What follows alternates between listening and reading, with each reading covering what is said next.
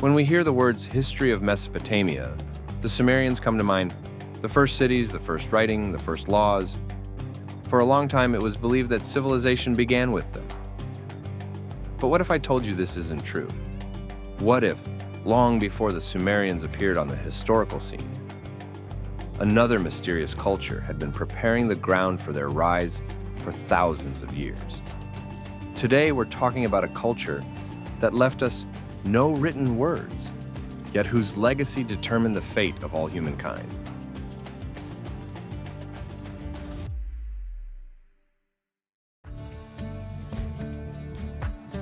The Ubaid period covers an extremely long span of time, generally dated from the 6th to the early 4th millennium BC. Geographically, the Ubaid culture originated on the alluvial plains of southern Mesopotamia, in the region that later became the heartland of Sumer.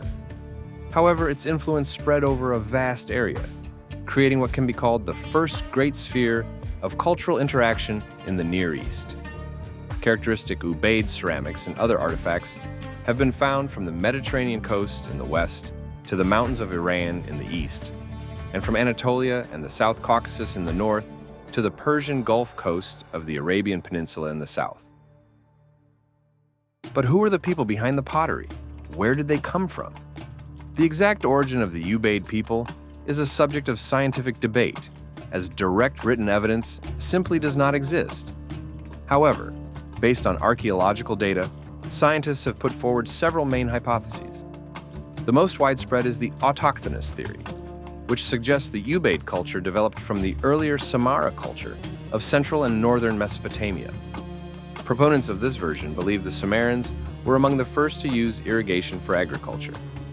Gradually, around the turn of the 6th and 5th millennia BC, their culture transformed into the Ubaid culture, and its bearers began to migrate south, systematically settling the alluvial plains near the Persian Gulf for the first time.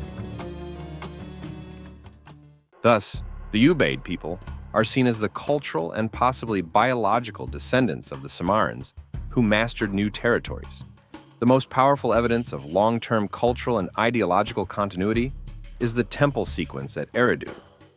Excavations there revealed a unique stratigraphy of 17 temples, built one on top of another. This sequence shows an evolution from a simple adobe chapel in the earliest Ubaid layer to a monumental temple complex in the later Uruk period, which can be attributed to the Sumerians. Such a continuous architectural tradition, spanning over 1,500 years, indicates a stable population with enduring religious beliefs, and is a strong argument against any significant cultural discontinuities or population replacements. In contrast, the Semitic hypothesis doesn't deny local development, but proposes that the Ubaid culture was the result of a synthesis in which early Semitic-speaking groups played a significant role. This theory suggests that mobile pastoral tribes from the Syro-Arabian zone interacted and merged with the settled agriculturalists of Mesopotamia. Linguistic analysis supports this, as many names of rivers, cities, and professions in later Sumerian have Semitic roots, which may indicate a deep history of Semitic presence in the region. A compelling alternative is Gil Stein's sphere of interaction model, which views the Ubaid phenomenon not as a monolithic ethnic or political unit, but as a complex polyethnic network of different communities united by a common material culture and ideology. Evidence for this includes the combination of a widespread stylistically homogeneous ceramic style with significant regional differences in other aspects of culture. For example, while southern Mesopotamia is characterized by monumental temples, suggesting centralized religious authority, other regions, such as Hamrin, feature large elite houses, indicating a social hierarchy centered around powerful households. This demonstrates that a shared Ubaid identity did not mean a unified political or social structure. The Ubaid world was a collection of diverse groups, farmers, herders, and fishermen, united by a common set of cultural tools and symbols rather than a common origin. The material culture of the Ubaid people demonstrates a high level of skill and ingenuity. Its hallmark is its ceramics, high-quality, well-fired ware, often made on a slow potter's wheel. It frequently had a characteristic greenish tint and was decorated with complex geometric patterns applied in brown or black paint. In agriculture, tools made of fired clay, such as sickles, were widely used, a rational solution in a region with scarce stone and wood. The Ubaid period also marks the birth of metallurgy. Archaeologists have found the first copper products, mainly small ornaments and tools, testifying to the development of metalworking. The ingenuity of the Ubaid people was also manifested in their use of local resources. They actively used bitumen as a waterproofing material for building houses and boats.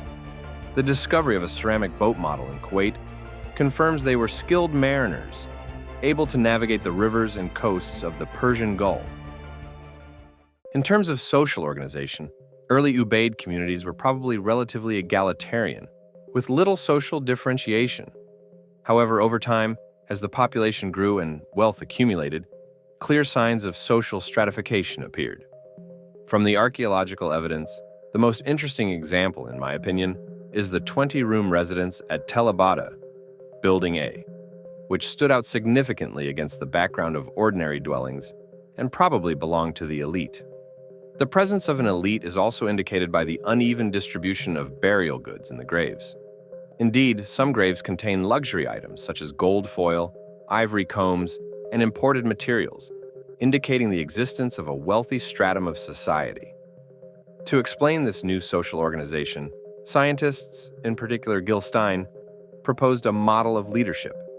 However, it must be said here that the Ubaid chiefdoms differed significantly from the classical models known from the ethnography of Polynesia or Mesoamerica. Power in classical chiefdoms is often based on control over prestigious exotic goods and demonstrative military might. In Ubaid, there is little convincing evidence of large-scale warriors or the wide circulation of luxury goods as markers of status. Instead, the power of the Ubaid elites was probably based on control over the production and redistribution of basic foodstuffs, primarily grain.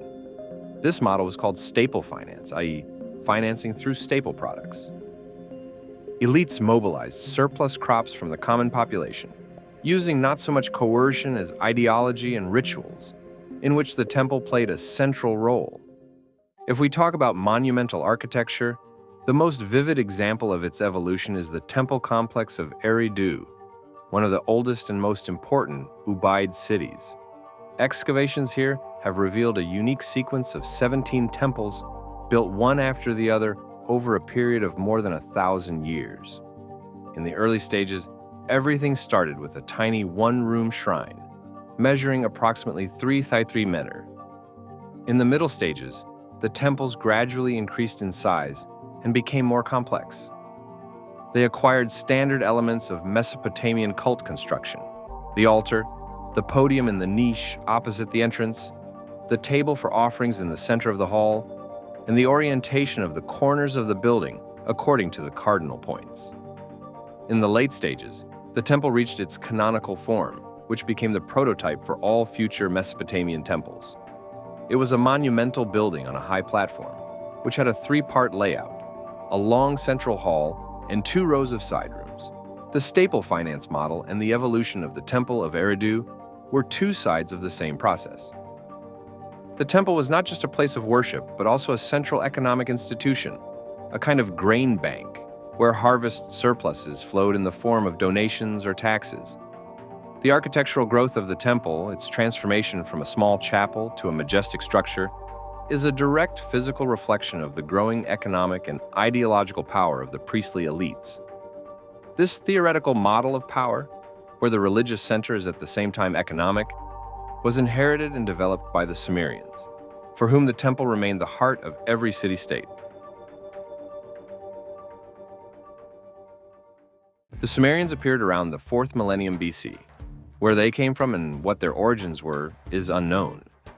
But what is known is that under the influence of the Sumerians, the Ubaid culture began to change greatly, and on its soil emerged the Uruk culture, which scientists attribute to the proto-state or early state stage of the development of an already Sumerian society.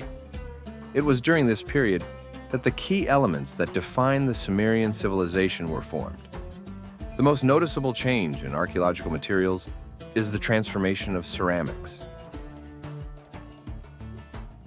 Ubaid elaborate painted pottery, produced in relatively small batches on a slow potter's wheel, is replaced by the mass production of standardized, coarse, unpainted ware made on a fast potter's wheel. This change does not reflect a decline in craftsmanship, but fundamental changes in the economy itself and social organization. Society needs utilitarian tableware in huge quantities. Settlements also undergo great changes. If the Ubaid period is the time of the birth of large centers such as Eridu, then the Uruk period becomes an era of urban explosion. Settlements reach unprecedented sizes. The city of Uruk itself is turning into a real metropolis, dominating its surroundings. Although the largest city of the Ubaid culture, Eridu, with its 1,000-year history of temple construction, was the ideological predecessor, it was Uruk that seized the initiative, becoming the main political and economic center.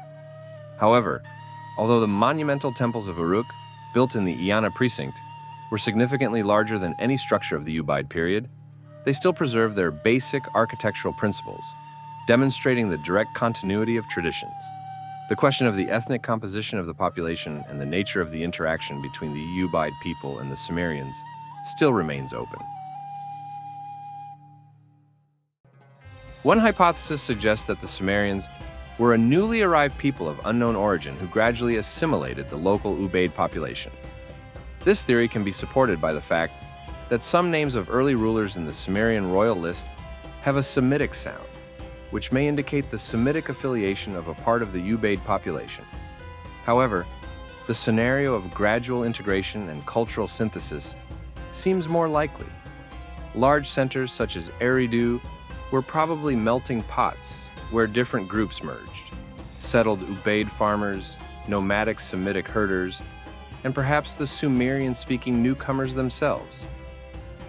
The Ubaid culture itself, taking into account its wide geographical distribution, was most likely polyethnic, which makes the process of transition to the Sumerian civilization look like a complex cultural synthesis, rather than a simple replacement of one people by others.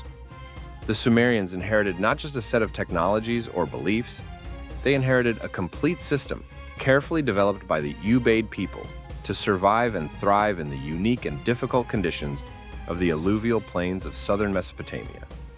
This system, which included irrigation, a temple economy, and a hierarchical social structure, was so efficient and interconnected that any new group arriving in the region was forced not to replace it, but to integrate into it. Therefore, the Sumerian civilization is not so much the invention of a completely new people, but the next stage of development, a kind of upgrade of the Ubaid socio-ecosystem. How can we talk about Ubaid culture and not mention reptilians? Perhaps the best known and most intriguing mystery of the Ubaid culture is the strange terracotta figurines found at many sites, including in Ur and Eridu. These figurines depict humanoid creatures with human bodies, but with disproportionately elongated lizard-like heads, almond-shaped eye slits, and elongated snouts. They are found both in residential areas and in cemeteries. Some figurines depict women nursing babies with the same features. Others hold staffs or scepters, or wear elaborate headdresses, which may indicate their special status. It must be said that the meaning of these figurines is still the subject of fierce debate. There are several main interpretations in the scientific community.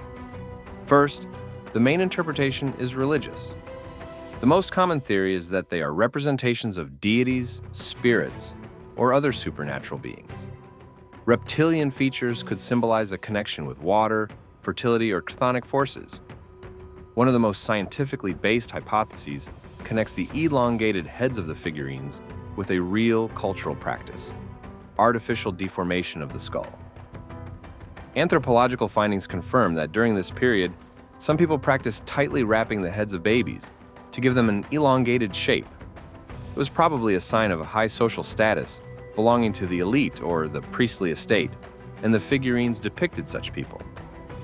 Unfortunately, the uniqueness and strange appearance of these figurines have made them a popular subject for pseudo-scientific speculation, including various theories about ancient astronauts and reptilian aliens. It is important to emphasize that such theories have no scientific evidence and ignore the wealth of cultural and anthropological explanations, which are much more grounded. However, scientific theories do not completely shed light on this phenomenon.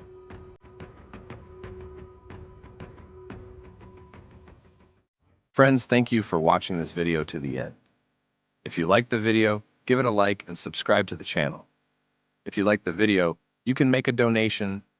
All links are in the channel description.